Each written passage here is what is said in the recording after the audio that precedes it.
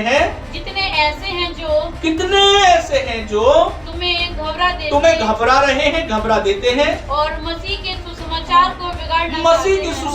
को बिगाड़ना चाहते हैं। अर्थात यहाँ पर पौलुस यूं कहना चाहता है कि यदि आपके पास जो भी बातें हैं, यदि उसमें अनुग्रह नहीं है तो वो सुसमाचार नहीं है, और यदि आपके पास उसमें अनुग्रह है तो वो सुसमाचार है।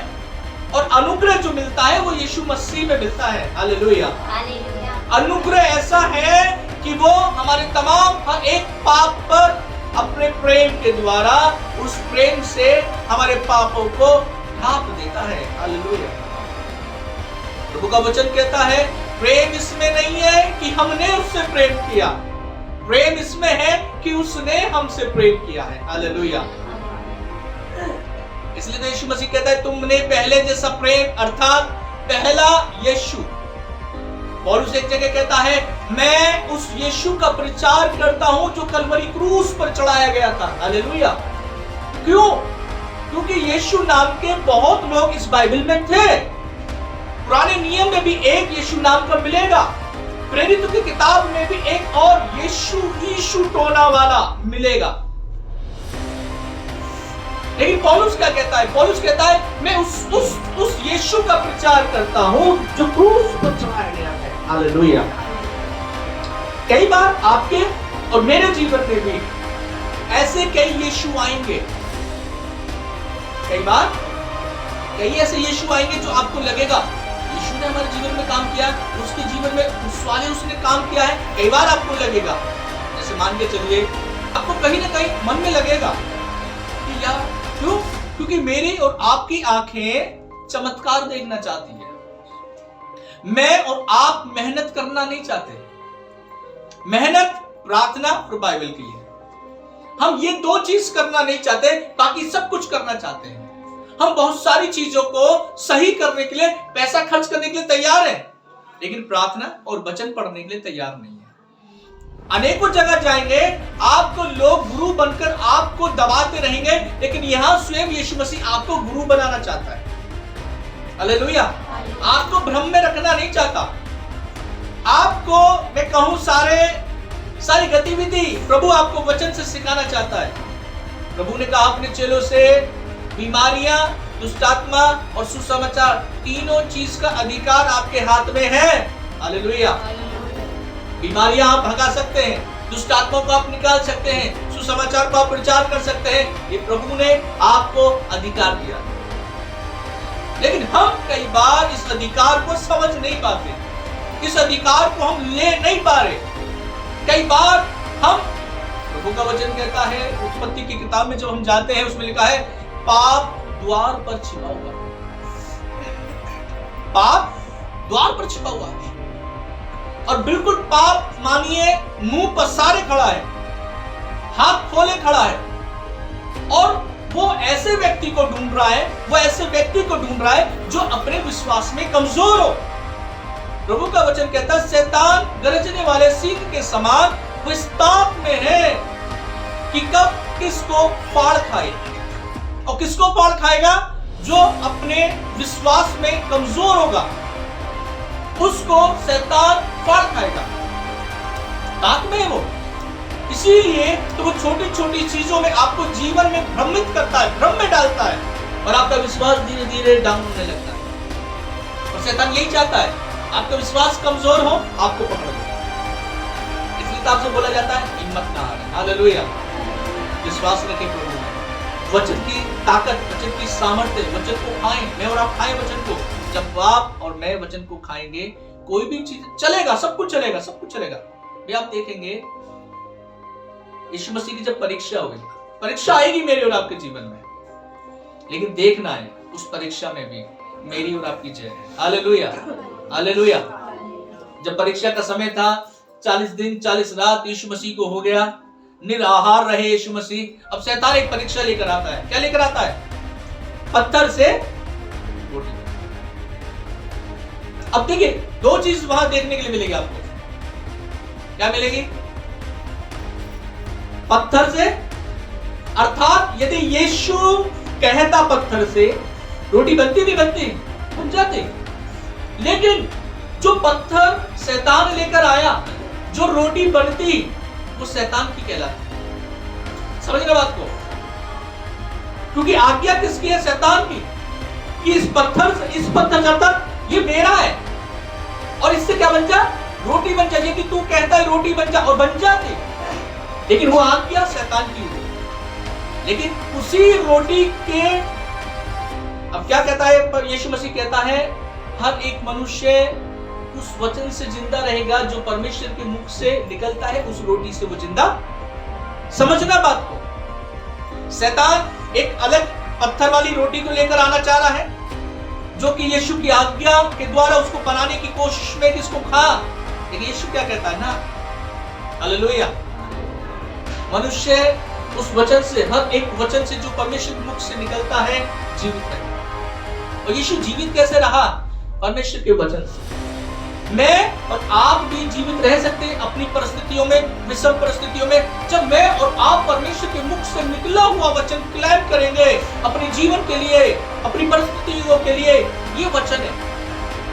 मैं आपको बता रहा हूं, हो सकता है कई लोगों ने वचन पढ़ना छोड़ दिया, हो सकता है 4-4, 6-6 दिन, 1-1 हफ्ता हो गया हो, बाइबल नहीं पढ़ रहे हो आप। ये जीवन है, और जीवन का गला घोट के आपने, हो सकता है, अपने आले में, दिवाले में रख दिया हो।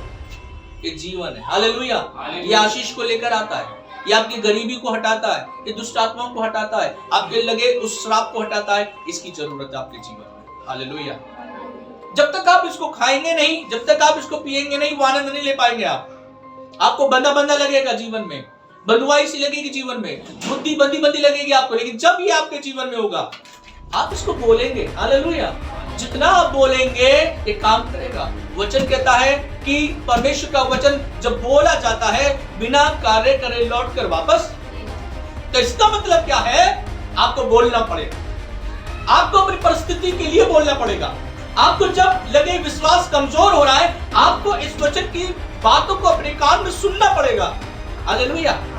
ये सुनेंगे, बोलेंगे, आप छुटकारे में आएंगे। हालेलुया। इसलिए पौलुस प्रभु का दास कहता, मुझे बड़ा आश्चर्य हो रहा है, जिस यीशु मसीह के अनुग्रह ने तुमको बुलाया, तुम तो और ही सुसमाचार की ओर फिरने लगे हो।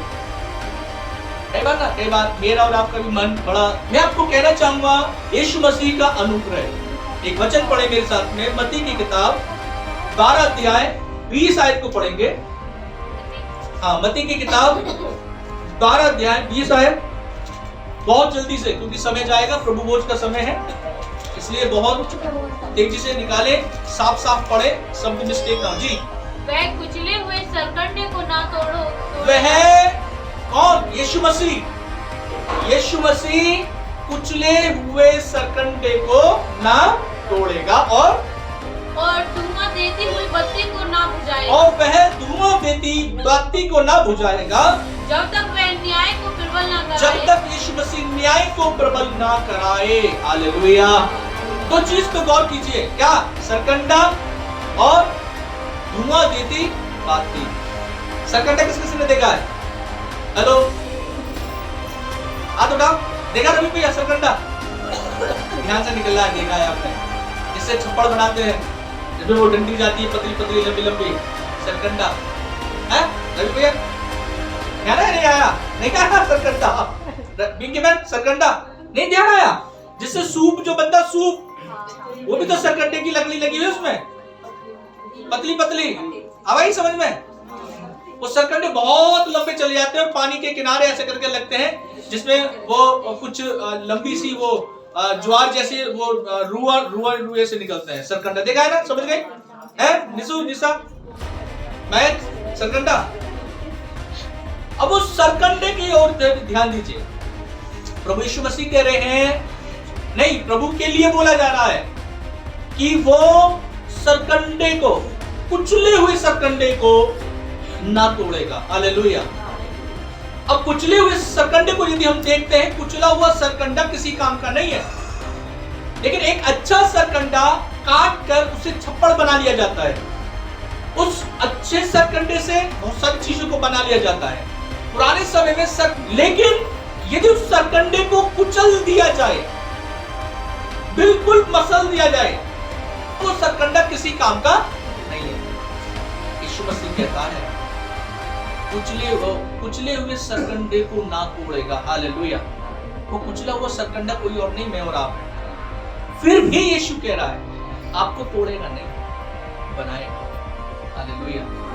कई बार मैं और आप अकेले रह जाते हैं, कई बार बहुत सब कुछ होने पर भी हम अकेले हैं, कई बार हम निराशा में चले जाते हैं, कई बार लगता है आशा कुछ भी नहीं है, कई बार लगता है कि सब मुझसे रूठ चुके, मैं अकेला हूँ। लेकिन यीशु कहता है कुचले हुए सरकंडे को मेरा। हालेलुया। मेरा और आपका प्रभु, ये अनुग्रह है। अनुग्रह, उस अनुग्रह में भी आप यीशु मसीह को अपने नजदीक जानिए, अपने समीप जानिए। आप भले अकेले हो लेकिन उस समय भी यीशु आपके नजदीक में। लेकिन वो परिस्थिति इसलिए आने देता है ताकि आप यीशु को जाने, यीशु को स्वीकार करें, यीशु का आनंद आप अपने जीवन में। हालेलुया।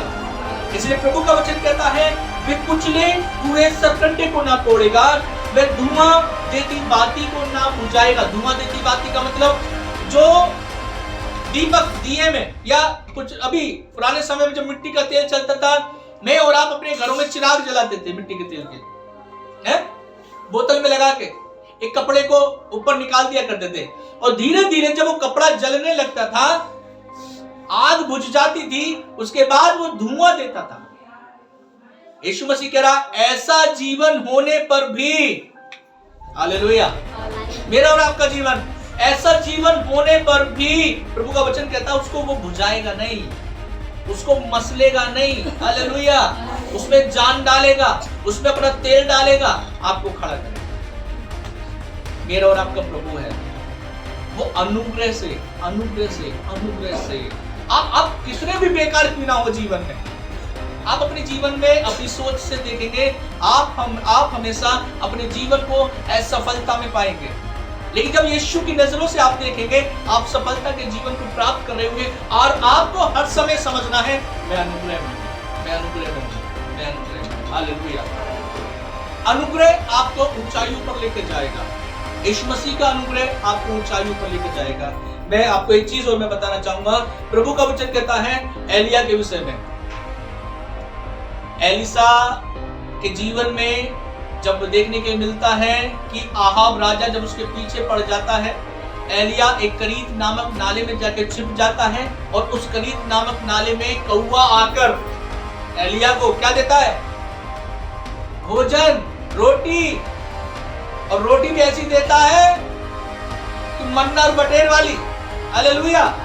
अर्थात कौवा वहां से रोटी का टुकड़ा, कहां से? वहीं पास में राजा का महल था, आहाब राजा का, वहीं से कौवा रोटी का टुकड़ा और गोश्त का टुकड़ा, मीट, एलिया को करीत नामक नाले में लाके खिलाया। हालेलुया। और कौन सा समय था? अकाल का समय था, खेत उपज नहीं दे रही थी, और वो करीत नामक नाला, उसी से पानी वो पिया करता था, उसमें छिपकर वो रहता था। क्यों? क्योंकि आहाब एलिया को मारने पर। लेकिन परमेश्वर का वचन कहता है परमेश्वर ने कौवे को आज्ञा दी, जा मेरा दास उस नाले में छिपा है और जाके उसको भोजन खिला। हालेलुया। कौवा जाता था। और सोचिए कौवा कितना लालची होता है, जब वो मीट का टुकड़ा उठा रहा होगा, उसके मन में भी आ रहा होगा, अरे प्रभु खाना तो मुझे चाहिए, लेकिन उठा के मुझे सोच रहे। लेकिन फिर भी परमेश्वर ने कौवे को आज्ञा दी, मेरे दास को जाके पहले। हालेलुया। अब करीत नामक नाले से निकलकर सारपत विधवा के नगर में जाता, क्योंकि अकाल पड़ रहा है, 3-3.5 साल का अकाल है। करीत नामक नाले में उस समय कौवे ने खाना खिलाया। अब इसी परमेश्वर के दास को, एलिया को सारपत विधवा के पास भेजा, वहां पर भी विधवा के द्वारा एलिया को खाना खिलाया। अब ये जब वहां से चल दिया, चलने के बाद में आशीष का कारण रहा, किसके लिए? विधवा स्त्री के लिए। और कहा जब तक अकाल खत्म नहीं होगा, ना तेरी कुप्पी का, ना तेरे मटके का आटा और तेल कभी खत्म। अब जैसे वहां से वो सेवा करके वापस कहां जा रहा है?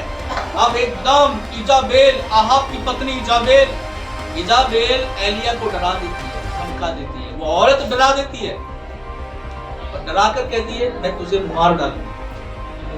और वो निराश हो गई, हताश होकर अपनी आशाहीन में एलिया जाकर एक जगह सो जाता है, झाऊ के पेड़ के नीचे सो जाता है, और एकदम कहता है, क्या कहता है? कि हे यहोवा मुझे मार, मेरे प्राण को ले ले, नहीं तो इजाबेल मुझे मार। प्रभु का धन्यवाद, सारी प्रार्थनाएं प्रभु नहीं सुनता। हेलो, प्रभु का धन्यवाद है कि सारी प्रार्थनाएं प्रभु नहीं सुनता। क्यों? एलिया क्या मांग रहा है?